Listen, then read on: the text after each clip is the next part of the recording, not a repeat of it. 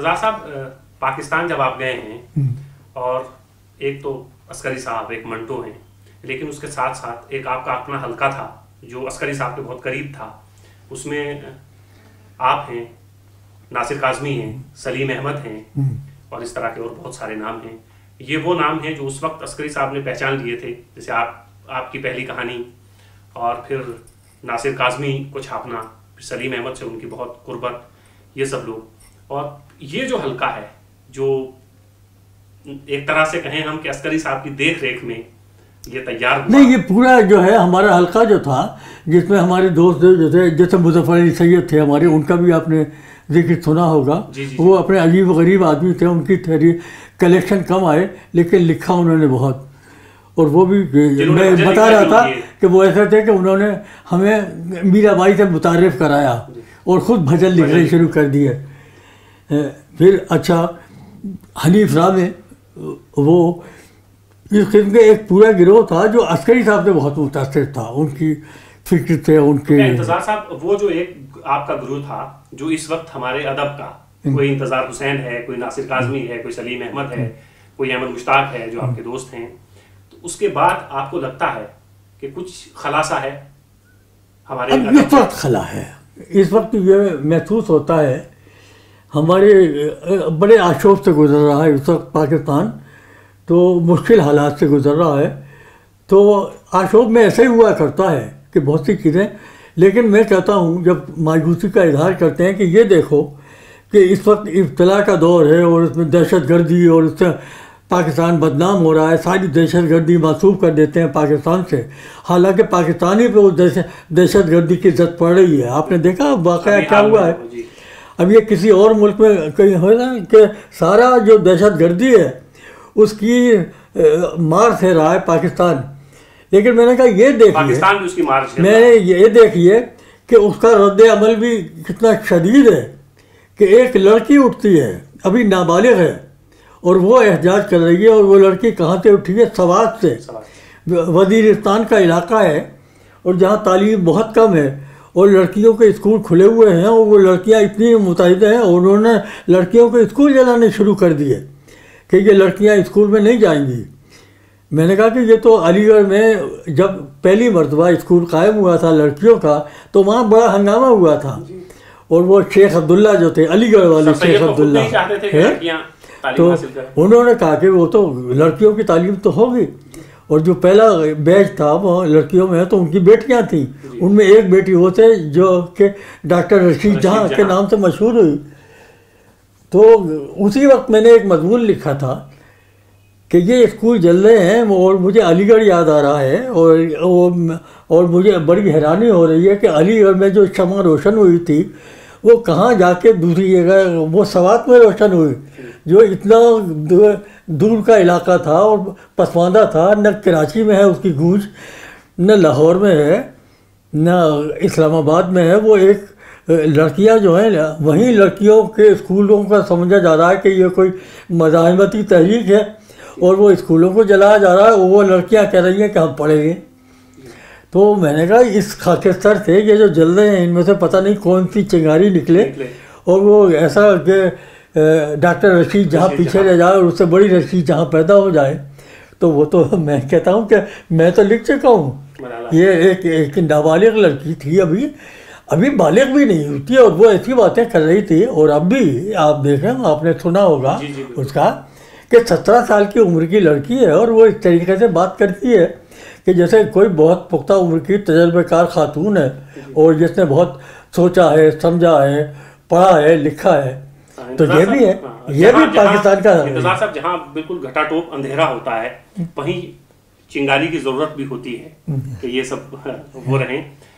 انتظار صاحب، آپ فراق کو اپنا پسندیدہ شاعر مانتے ہیں، اور حسن عسکری کہ وہ پسندیدہ شاعر تھے، لیکن ہمارے عہد کے بہت اہم نام، بہت اہم نقاد شمس الرحمن فاروقی یہ کہتے ہیں کہ احمد مشتاق جو آپ کے دوست ہیں ہمارے ادب کا، بہت اہم نام ہیں، بہت اچھے شاعر ہیں، وہ فراق سے اچھے شاعر ہیں. آپ کیا کہتے ہیں؟ یہ تو بہت دلچسپ بات ہے. جب یہ فقرہ پہنچا تو ہمارے ٹی ہاؤس میں بہت چہمگوئیاں ہوئی کہ جی یہ احمد مشتاق فراق گورکھپوری ہے آج کل کے. یہ ہے تو میں سنتا رہا, میں نے کوئی کمنٹ نہیں کیا, احمد مشتاق ان دنوں اور پاکستان احمد مشتاق بھی خاموش رہا. میں نے احمد مشتاق سے کہا کہ یہ شمس الرحمان فاروقی نے یہ فقرہ لکھا ہے اور تم کیا کہتے ہو؟ کہا کہ میں کیا کہوں گا, ایک نقاد نے لکھ دیا ہے فقرہ, بوجھا نہیں بھیجا, میں تو اس میں پارٹی نہیں ہوں. تو ظاہر ہے کہ ہم فراق صاحب کے تو سبھی عاشق تھے. جو عسکری صاحب سے استفادہ کر رہا تو وہ فراق صاحب کا خود بخود ہو جاتا تھا. تو لیکن احمد مشتاق نے بھی اس فقرے کو ہضم کر لیا. ظفر اقبال کی کمزوری یہ ہے کہ اسے داد دے دی تھی شمس الرحمان فاروقی نے کہ غالب کے پتہ نہیں کیا فقرہ انہوں نے کہا تھا, اور اس نے ظفر اقبال نے اس سے ابھی تک اس سے لڑ رہے ہیں. انتظار صاحب, اب ظفر اقبال کا ذکر آیا ہے تو میں آپ سے بات کرتا چلوں کہ احمد مشتاق کے تعلق سے جو فاروقی صاحب نے کہا, میں نے ابھی حال میں فاروقی صاحب کا ایک انٹرویو کیا ہے, تو فاروقی صاحب نے کہا کہ میں آج بھی یہ مانتا ہوں کہ ناصر کاظمی اور احمد مشتاق فراق سے بہتر اور اچھے شاعر ہیں. اور پھر میں نے انہیں ظفر اقبال والا سوال پوچھا, میں نے کہا آپ نے انہیں غالب سے بڑا شاعر کہا ہے, تو فاروقی صاحب نے کہا کہ میں نے ایسا نہ کبھی کہا, نہ کہیں لکھا, اور نہ ہی ظفر اقبال صاحب جس کتاب کا حوالہ دے رہے ہیں وہ کتاب میری ہے, اس نام سے میری کوئی کتاب بھی نہیں چھپی. میں نے یہ انٹرویو موجود ہے ہماری ویب سائٹ پہ. تو فاروقی صاحب نے کہا کہ میں نے ایسا کچھ نہیں کہا, صرف یہ ہے کہ میں انہیں اچھا اور بہتر شاعر سمجھتا ہوں. لیکن اس جملے کو لے کے یہ جو ان دونوں کے درمیان ہمارے ایک عہد کے بہت اہم شاعر اور اہم نقاد کے بیچ میں, یہ تو میرے ساتھ کے لوگ ہیں, احمد مشتاق, ناصر کاظمی, تو میں ان کے بارے میں کوئی محاکمہ نہیں کر سکتا, یہ میں فیصلہ نہیں کر سکتا. یہ تو اگلی نسلیں جب آئیں گی اور نقاد جو پیدا ہوں گے اور وہ جس طریقے سے انہیں سمجھیں گے, سوچیں گے, تو وہ پتہ نہیں کس نتیجے میں پہنچیں. تو شمس الرحمان فاروقی کی اپنی جگہ پر سچے ہوں گے, لیکن میں کچھ نہیں کہہ سکتا کیونکہ میں تو ناصر کاظمی کا دوست ہوں اور فراق صاحب کے عاشقوں میں سے ہوں.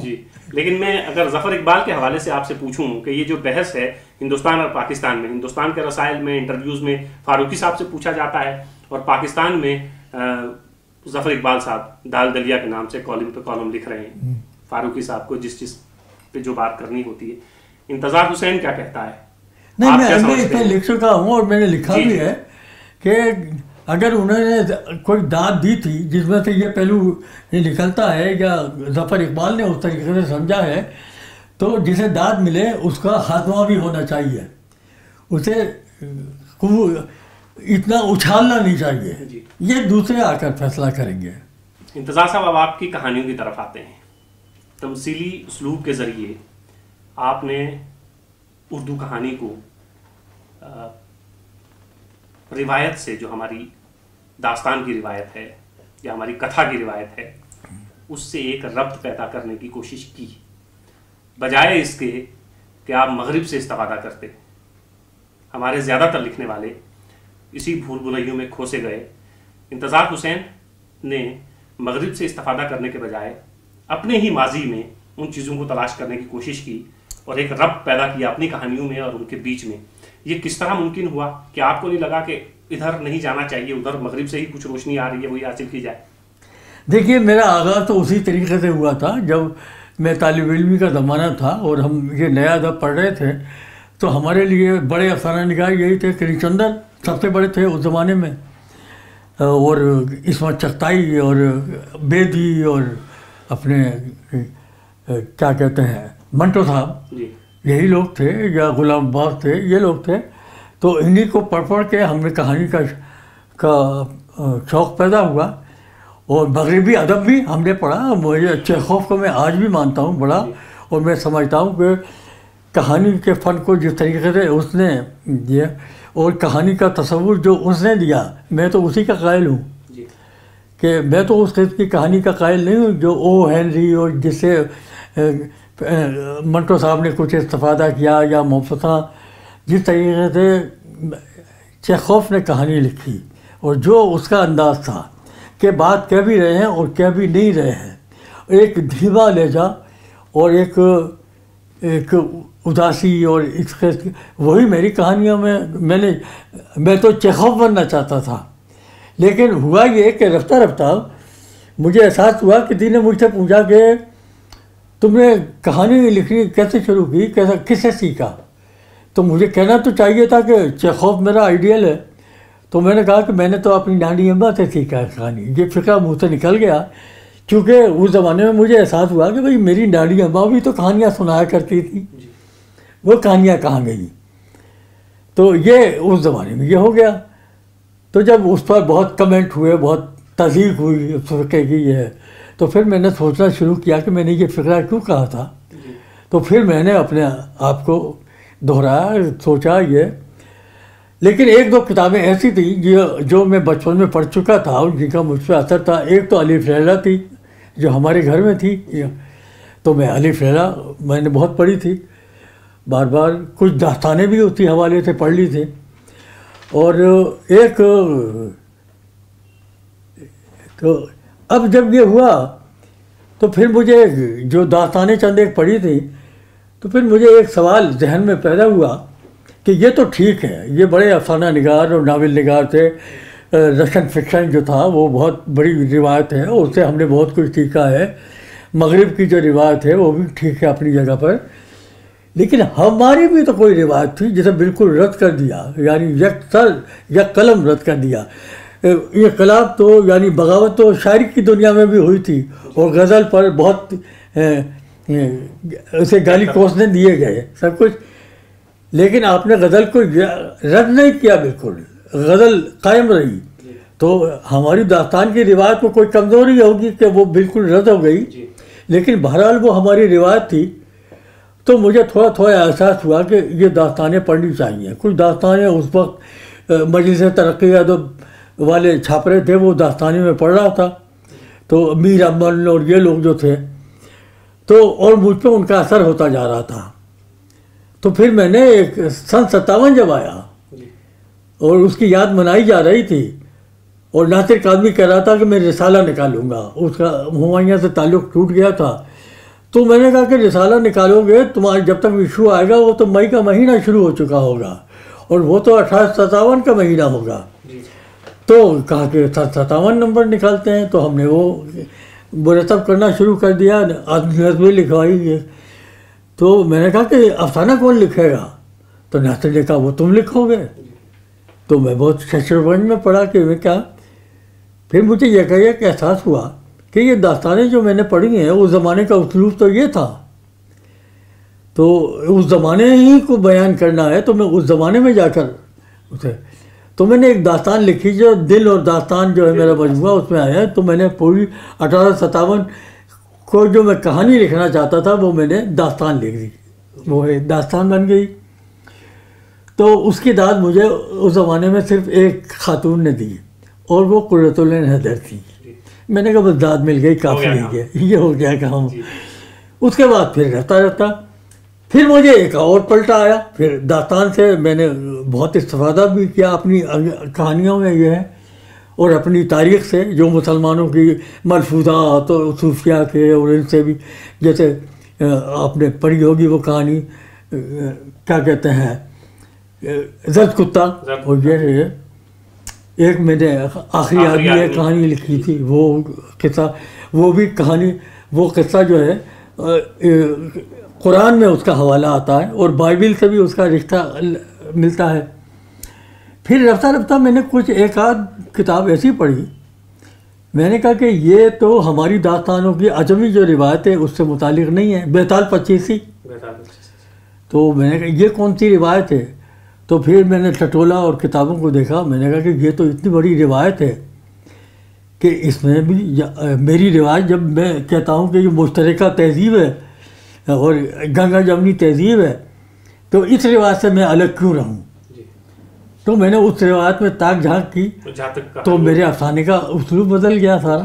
پھر تو میں نے وہ کہانیاں لکھی جیسے نر ناری، جس پہ اعتراض بھی ہوئے اور کسی نے کہا یہ چوری ہے ٹامس مان سے.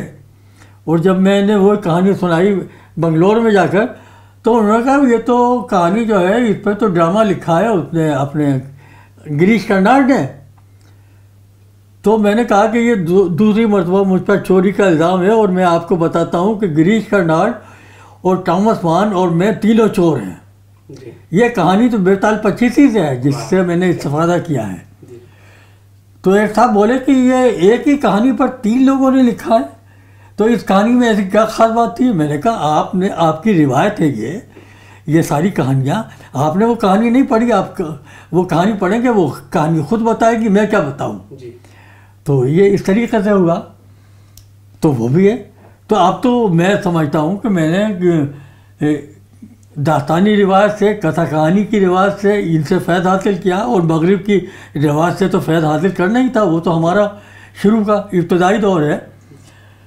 تو میں تو ان تینوں روایتوں کو مانتا ہوں اپنی اپنی جگہ پر. لیکن ظاہر ہے زیادہ جو نمایاں چیزیں ہمیں آپ کی کہانیوں میں، آپ کے ناول میں ملتی ہیں وہ کتھا کہانی. لیکن میں تو یہ کہتا ہوں کہ ہماری روایت جو ہے، اردو کی روایت جو ہے، اس میں 3 دھارے آ کر ملتے ہیں. ہماری فکشن کی روایت جو ہے، عرب و عجم سے جو ایک دھارا آتا ہے داستان کا، ایک مغرب سے جو آتا ہے نیا دھارا، اور ایک جو قدیم ہندوستان سے مہاتما بدھ کی جاتکیں ہیں، مہابھارت کی کہانیاں ہیں، کتھا سرے ساگر ہے. اس میں بھی ٹکڑے آپ کو مل جائیں گے. جو داستانوں کی روایت ہے اس میں یہ کہانیاں آپ کو ریلی ملی ملیں گی. جی ہاں. لیکن انتظار صاحب، یہ جو ہماری اپنی روایت ہے، جس کو جب آپ نے کہانی کا روپ دیا تو گویا ایک طرح سے داستان کو ریوائیو کیا آپ نے. داستان سننے سنانے کا ایک رواج تھا، ایک طریقہ تھا، اور اس کے بعد جب کہانی آئی تو لوگوں نے لکھنا اور پڑھنا شروع کر دیا. ایک کہانی لکھتا ہے اور ایک پڑھتا ہے. لیکن انتظار حسین نے جب کہانی لکھنا شروع کی تو اس کہانی کو پڑھا بھی گیا، اور اس کہانی کے تار داستان سے بھی ملے، کیونکہ داستان کا معاملہ سننے کا تھا. تو گویا آپ نے پڑھنے والوں کے لیے کہانیاں بھی لکھی اور سننے والوں کے لیے بھی ایک طرح سے، چونکہ آپ کا سلسلہ داستان سے جا کے ملتا ہے. لیٹن امریکن ادب میں یہ جو جادوئی حقیقت نگاری ہے، جس پہ ہمارے ہاں بھی بہت سارے لوگ اب لکھنا شروع کر رہے ہیں، لکھ رہے ہیں، اور عجیب و غریب چیزیں لکھ رہے ہیں. جب لیٹن امریکن پڑھتے ہیں ہم تو اس کا ادب تو بالکل مختلف ہوتا ہے، ہمارا الگ مختلف ہوتا ہے. تو انتظار صاحب، یہ جو جادوئی حقیقت نگاری ہے، میجیکل ریئلزم، یہ مجھے لگتا ہے کہ یہ سب چیزیں تو ہماری داستان میں اور ان سب تو میں نے تو یہی کہا تھا، میں نے تو یہی کہا تھا کہ آپ کے لیے یہ نئی تحریک ہے، لیکن آپ علی ڈیلا کو دیکھیں، میجک ریئلزم اس سے بڑا کہاں ہوگا. یہ ہو تو ٹھیک ہے. اب یہ الگ بات ہے کہ جب یہ 20ویں صدی کی تحریک ہے تو اس وقت سے اب تک جو ہے تو نئے جو ہے تو ظاہر ہے کہ میجک ریئلزم کے تحت جو ناول لکھے گئے، یا اب وہ الف لیلا تو نہیں لکھی جائے گی، لیکن شکل تو تبدیل ہوگی. تو یہ نئی الف لیلا ہے. جو مارکیز لکھ رہا ہے کہ نئی الف لیلا اسے آپ کہی ہے نا، لیکن اس کی جڑیں تو وہاں ہیں. تو میں نے تو الف لیلا سے فیض حاصل کیا ہے، اب میں مارکیز کو بھی پڑھ لوں گا. جب آپ کہہ رہے ہیں کہ یہ میجک ریئلزم ہے تو ٹھیک ہے. میں نے مارکیز کو پڑھنا شروع کیا اور اس کے اردو ترجمے بھی کچھ آئے، تو میں نے دیکھا کہ اس نے جو اپنے بارے میں تو اس نے اپنی نانی اماں کو بہت ٹریبیوٹ دے رکھا ہے. میں نے کہا کہ وہ تو میری نانی اماں تو اس سے زیادہ سینئر ہے. تو انتظار صاحب، کیا ہم سمجھیں کہ اردو میں میجیکل ریئلزم کے نام کی اگر کہانیاں یا کچھ چیزیں کسی کہانی میں ہمیں ملتی ہیں تو وہ انتظار حسین کے ہاں ہمیں ملتی ہیں؟ نہیں، میں تو یہ آپ کہیں، میں تو یہ، لیکن یہ کہ میجک ریئلزم کا ہمارے یہاں چرچا تو ہوا، لیکن میجک ریئلزم کے تحت کوئی ہمارے یہاں اچھا فکشن پیدا ہوا ہو مجھے تو نظر نہیں آیا.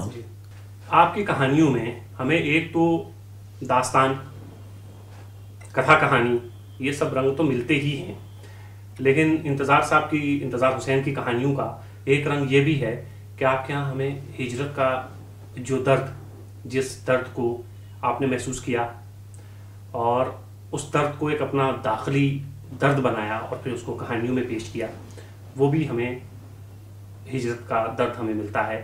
اور بہت سارے لوگوں کا یہ کہنا ہے کہ انتظار صاحب ساری زندگی ایک ہی چیز کو دہراتے رہے ہیں اور وہ ہے ہجرت. آپ کیا کہتے ہیں؟ اب میں کہہ نہیں سکتا. دیکھیے، ایک تو یہ کہ جب میری کہانیوں کا جس طریقے سے بھی تعبیر کی جائے، توجیہ کی جائے، تو یہ نقاد جو کچھ بھی کہہ رہے ہو، قاری، تو میں کہتا ہوں کہ لکھنے والے کو خاموش رہنا چاہیے، اپنی تشریح خود نہیں کرنی چاہیے. جب وہ نارنگ صاحب ایک مرتبہ پاکستان جب گئے تھے تو اس نے میری کہانی جو نر ناری ہے اس پر بھی بحث کی، اور انہوں نے کہا کہ یہ تقسیم کا اس میں واقعہ آتا ہے کہ وہ کہانی آپ کے ذہن میں ہوگی کہ وہ ہو جائے کہ یہ پارٹیشن کی کہانی ہے. تو اس کے بعد لوگوں میں چمگولیاں شروع ہوئی اور انہوں نے مجھ سے پوچھا کہ تمہارا اس کے بارے میں کیا خیال ہے. میں نے کہا دیکھیے نقاد نے اپنے طور پر اس افسانے کو پڑھا ہے اور اس نے مجھ سے پوچھا نہیں ہے اور نہ میں نے اسے کچھ بتایا ہے. اس نے اپنے طور پر اس میں معنی نکالے ہیں، اس نے تعبیر کی ہے. میں دخل اندازی کرنے والا دخل اندازی کا حق نہیں رکھتا، میں تو کہانی لکھ چکا. اب یہ نقاد کا کام ہے، جس طریقے سے بھی وہ دیکھیں تو اس نقاد سے آپ بحث کیجئے، مجھ سے بحث مت کیجئے. ایک تو یہ ہے.